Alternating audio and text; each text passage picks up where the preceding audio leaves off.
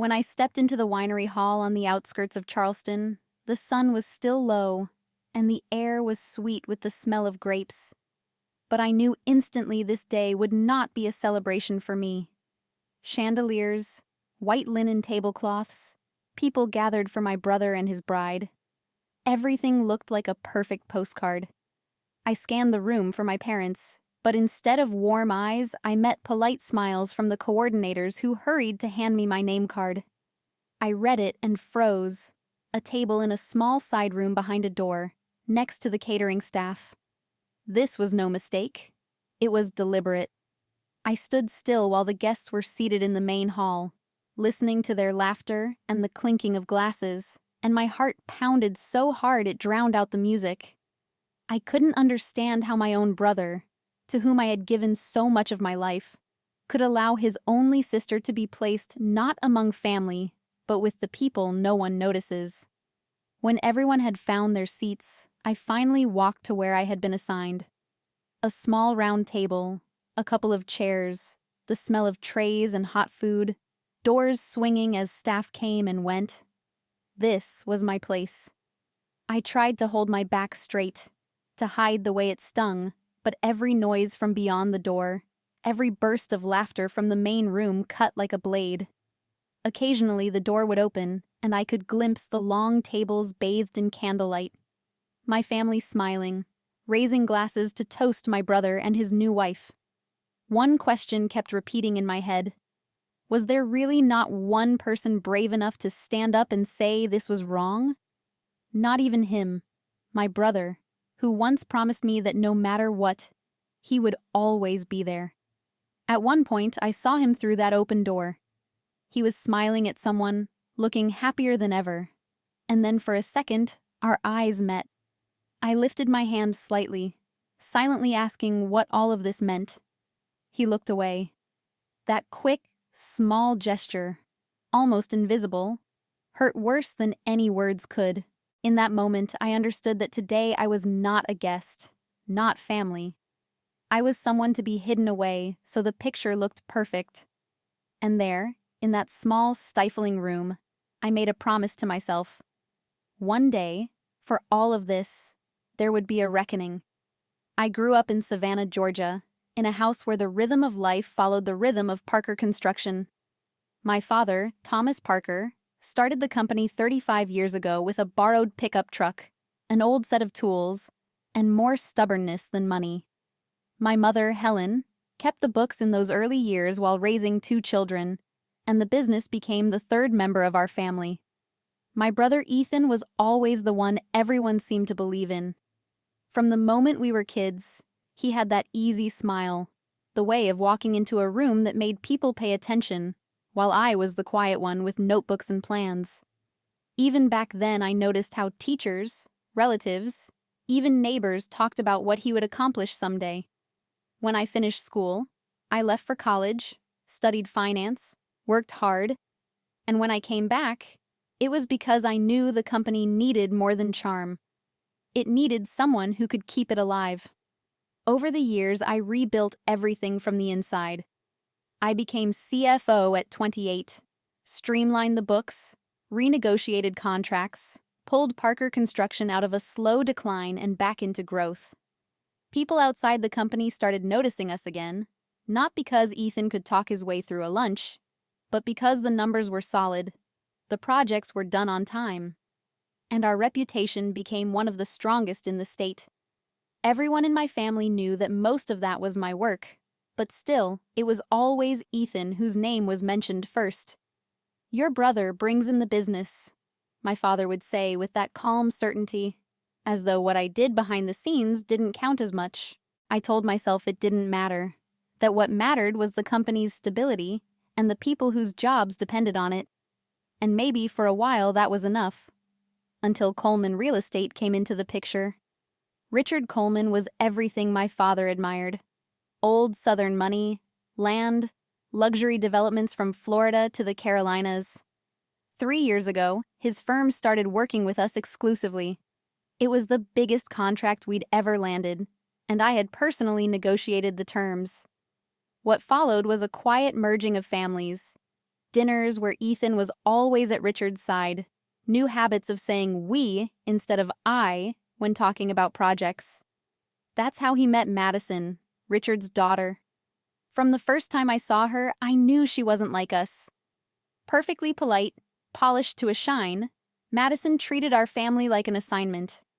And slowly I began to see what everyone else refused to see. That this partnership was not just business. It was changing the balance of our family. The wedding was supposed to be a celebration of that bond, but in the months leading up to it, I could already feel the ground shifting beneath me. Every decision pushing me further out of the circle while everyone smiled and pretended not to notice. The 6 months before the wedding unfolded like a slow-motion lesson in how to make someone invisible without ever raising your voice. It started with little things, the kind that could almost be excused as an oversight. At the engagement party at the Coleman estate, a sprawling white mansion that seemed to stretch toward the marsh, I was introduced again and again as Ethan's sister who helps with the company, as though I hadn't spent the last decade running the numbers that kept it alive.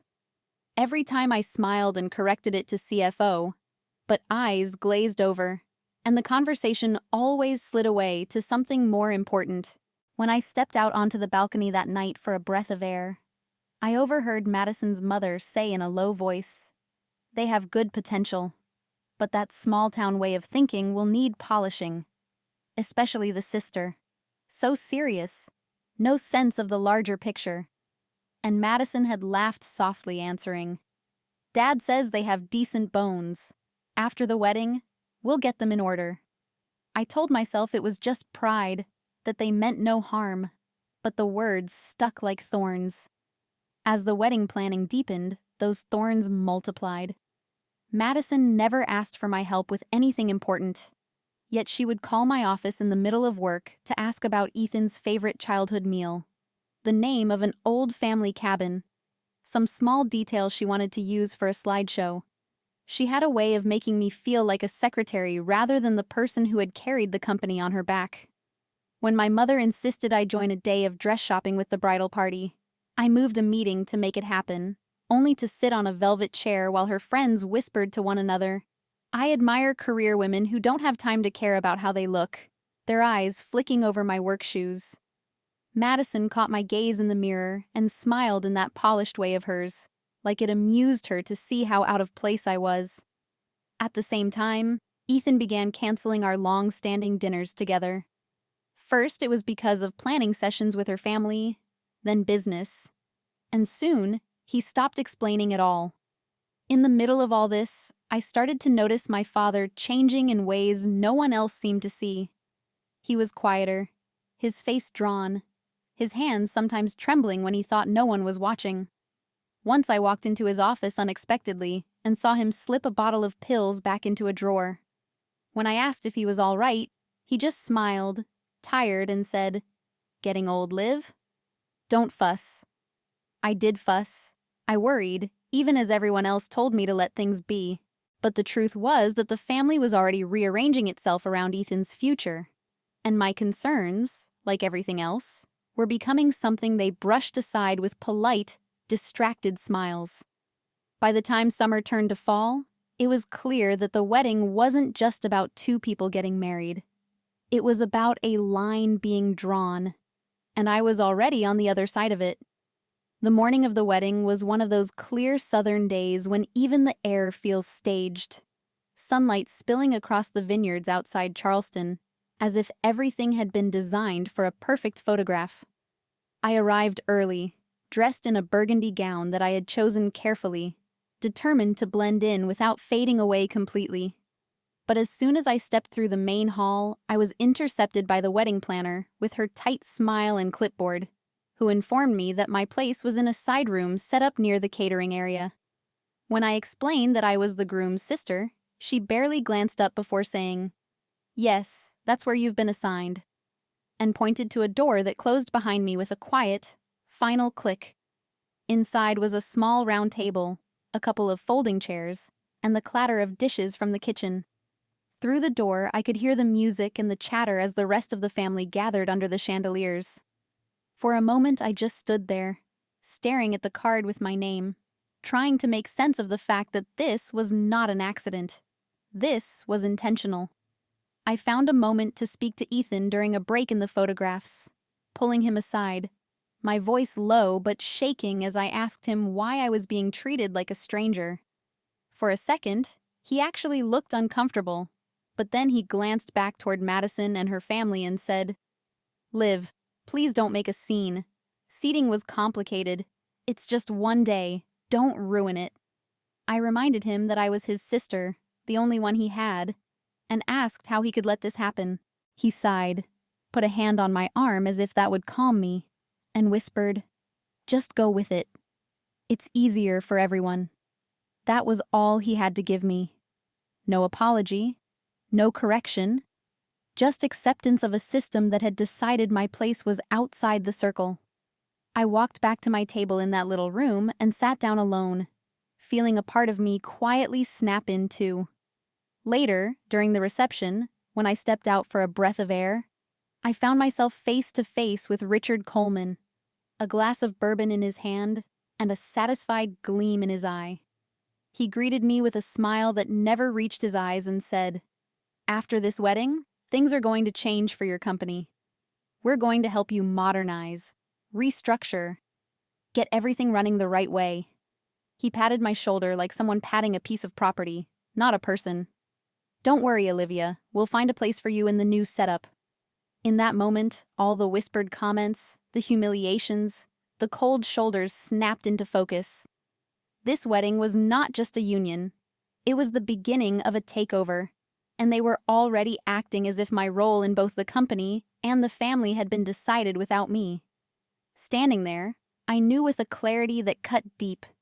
They were planning a future that had no place for me in it. The week after the wedding, I buried myself in work, but the hum of normal life felt hollow. Each time I walked into the office, I felt the echo of that side table in the kitchen, and Richard Coleman's hand on my shoulder as if it were a claim. Numbers, however, don't lie, and that's where I found my refuge. It started with a discrepancy, just a small series of transfers that didn't fit, amounts just under the threshold that triggers automatic reviews. The more I looked, the clearer the trail became. Company funds moved quietly into an account I didn't recognize, then funneled into Coleman projects. Millions had already been shifted in the last 18 months, all while I was the CFO, kept deliberately in the dark.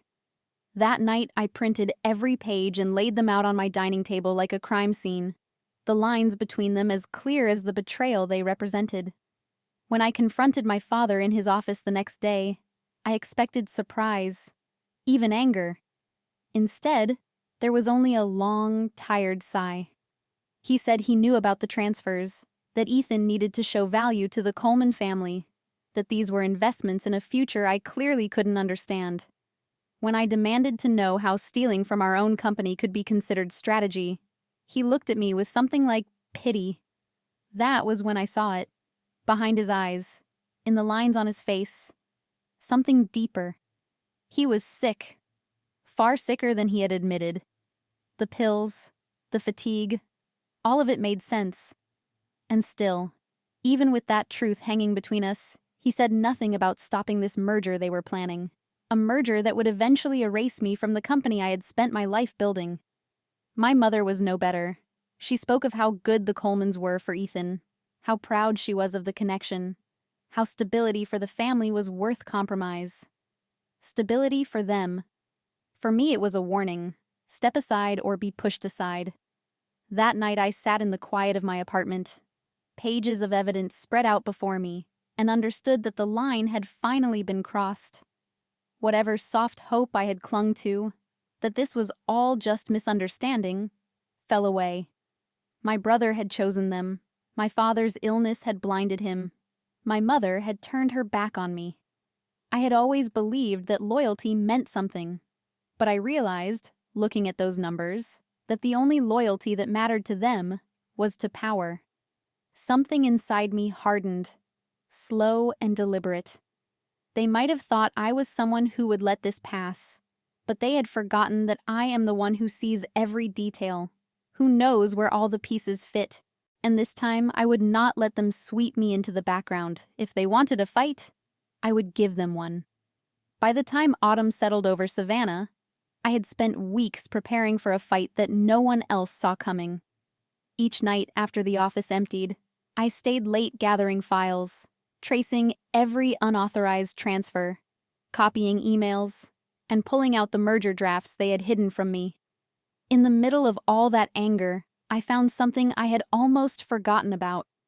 A clause I had written into our agreement with Coleman Real Estate during the last round of negotiations. It was one of those protective measures that no one else cared about at the time. A line that allowed the CFO or the CEO to terminate the contract in the event of a major restructuring. As soon as I saw it, I knew what I had to do. I drafted a termination notice, signed it, and set a date for an emergency board meeting. If they thought they could erase me quietly, they were about to learn exactly how loud I could be. That morning, I arrived early with folders for every board member, each one holding proof of what Ethan and the Colemans had done. My father walked in looking pale, clearly expecting a routine meeting, but as soon as everyone was seated, I laid out the transfers, the hidden merger, and the takeover plan. The room went silent, except for the sound of pages being turned. Then Jason burst in, still in his suit from the Coleman event, furious and demanding to know why I was sabotaging everything. "I'm not sabotaging anything," I said, my voice steady. "I am protecting this company from being stolen out from under us." When he tried to argue, I put the signed termination notice on the table and said clearly that as CFO, I had already canceled our exclusive contract with Coleman Real Estate. My father froze, the board erupted, and Jason's face went red as the implications hit him. And then, like a storm rolling in, Richard Coleman himself arrived, followed by Madison, demanding to know what was going on. What followed was chaos. But through it all, I stood my ground. I explained how the merger would gut our company, how millions had been moved without oversight, how Coleman Real Estate had no intention of letting Parker Construction survive as anything but a name. The more evidence I presented, the more support I gained in the room. And by the time the shouting ended, the board had voted unanimously to back my decision. The contract was officially severed, the alliance was broken, and the Colemans were escorted out with nothing left to do but watch their plans collapse. Jason stood there, staring at the floor, and my father just looked at me as though he was seeing me clearly for the first time in years. It was not triumph I felt as I left that room, only a quiet, unshakable certainty. They had underestimated me, and now there was no going back. In the weeks that followed, everything unraveled faster than I had imagined. The fallout from that boardroom confrontation spread through the city like wildfire. Coleman Real Estate's showcase event collapsed within hours. Investors pulled out, and their stock plummeted. I heard through colleagues that Madison packed her bags and left the very next morning, saying she had no intention of living with a man who could not protect his own future. Jason moved into a hotel, and their picture-perfect life disintegrated before it had even begun. For the Colemans, the crisis was just starting. Without our contract, their biggest development stalled, and for the first time in years, people stopped speaking about their influence with awe. It was the price of their arrogance, but knowing that didn't make watching it any easier. At Parker Construction, the storm didn't end so quickly. My father came to the office the day after the meeting, looking like a man who had aged 10 years in one night. He asked me into his office and for a long time just sat there, silent, staring at the walls where pictures of the company's first projects hung. Finally, he said what I had waited my whole life to hear, that he was wrong. Wrong to let loyalty to Ethan blind him to what I had built. Wrong to think that business alliances were worth more than trust inside a family. And then, in a gesture I never expected, he handed me the documents making me CEO. Full control of the company, with his own signature already on them. "I should have done this years ago," he said quietly. "You've been running this company all along. Now you'll do it with the title that matches." There was pride in his voice, but also defeat, and it hurt more than I wanted to admit. For Jason, there was nothing left but the consequences of his own choices. He came by once, weeks later, standing in the doorway of my office with eyes red from sleepless nights. And for a moment, I almost didn't recognize him. He said very little. He didn't ask for forgiveness. He didn't apologize. He just nodded once and left, as if words had run out between us. The company survived, and for that, I was grateful. I had saved what my father had spent his life building, and secured its future on my terms. But at home, the silence was heavy, and in quiet moments, I felt the weight of what had been lost. Victory didn't feel like triumph. It felt like a line that once crossed can never be erased. I had done what I promised that night at the wedding, but in the end it left me with a business in my hands and a family that no longer knew how to sit at the same table.